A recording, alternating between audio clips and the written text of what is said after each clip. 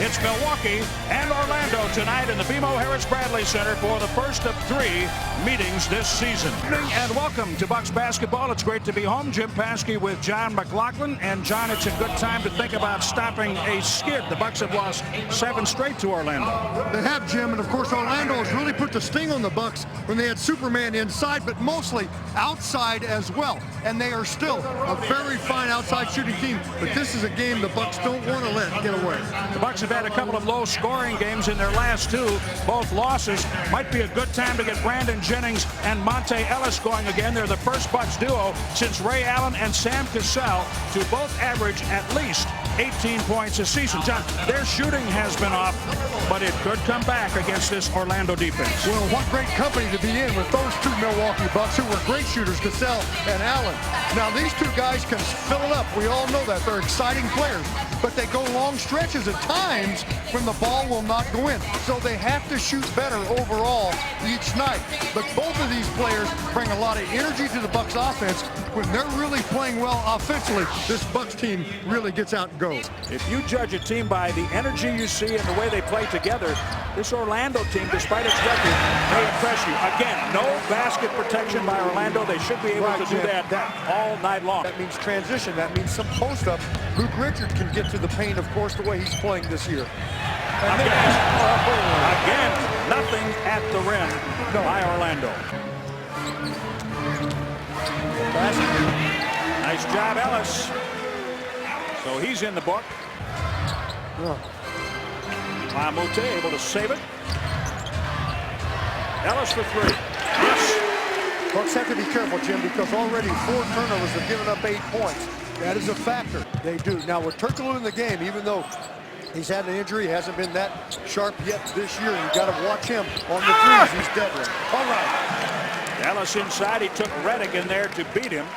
He's been bothered by a hand injury at times this season. But, however, it's Turkoglu, so any night he might get off on you. Watch out. Brandon drains the team. Tyson Chandler had a big rebounding game with 20 boards. Bucks losing by 10. Dunleavy rips another 3. Look out. Jennings.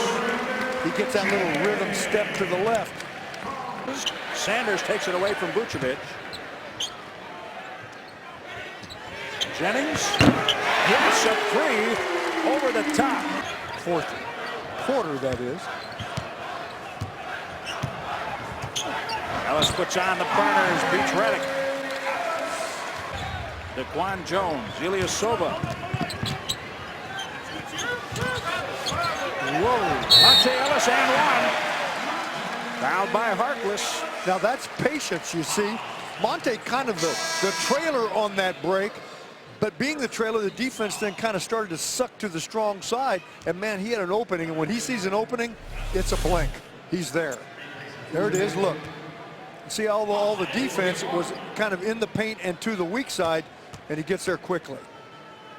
It looked like Ursh, but that was Larry Sanders' block. My sense live was Larry Sanders for his 6th. Ilyasova gets the block. Sanders has his double-double, 11 points with 11 rebounds. Here's Smith. Dribbles off the ball. Jennings back for Sanders. That's what I'm talking about. That time they got Smith again penetrating the paint, but I think it was Luke Richard on the reach-in and deflection. I think the biggest problem in this game for the Bucks has been the inability to keep Smith and others out of the paint creating. They leave Jennings wide open. He has 11. You mentioned his size. Now, that's a big body right there. That's an NBA body. That's a football body. 6'10", 240. 13 for Jennings. Let's take a look. The Bucks starting to get it going a little bit. The pick, Jennings. How about that lead for Larry Sanders? Oh, beauty. Now the Bucks getting able to transition a little with what's happening. Jim, it's coming out of their defense. That's what the Bucks needed. They needed a run like this, but don't let them get back. There you go. Ellis with the pick. Benno gets it back to him. Oh, my gosh. Have you ever seen anybody? I mean, Iverson was quick. 9 on the shot clock. Monta Ellis into Vucevic. Step back, hits it. Man, that's almost a big dog yank, wasn't it? He stepped back so far. The rebound. That was a controlled tap by Monta. Therefore, he should get credit for the rebound. Ellis fouled. He does that a lot. You know it? Monta taps to people on a rebound. Maurice Harkless on the foul, his second. Watch this. This is Monta. Now watch. He can't pull it in, but he can tap it to a teammate. That's why he should get credit for the rebound. Controlled tap, and he did. In for O'Quinn.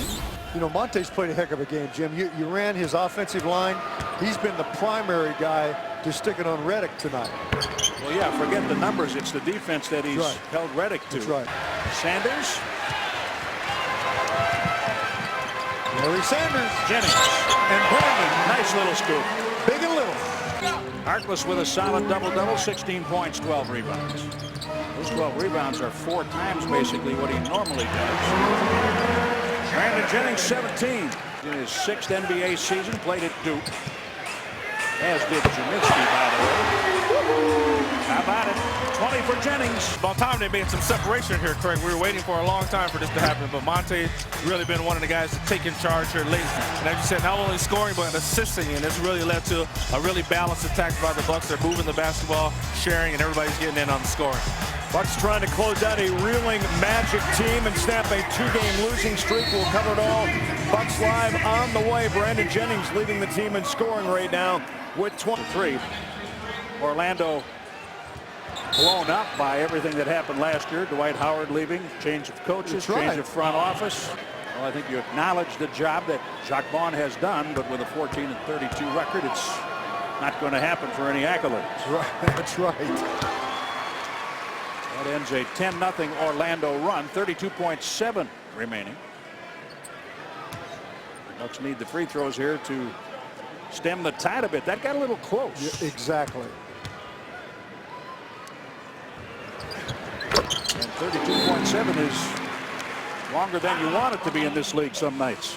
Brandon Jennings had 7 points at the half. He has come alive here in the second half, 13 since intermission, and he has helped. The Bucks had to get in gear midway through the third quarter. They did, and Jennings was there with them on the throttle a bit. And you know what? If you're defending, you're the other team playing against the Bucks. That's what you got to guard against, because you know, well, look, we can maybe hold Brandon for a period of time, but maybe not the entire game, and they have to concentrate on that. 5 of 14. They had a drought.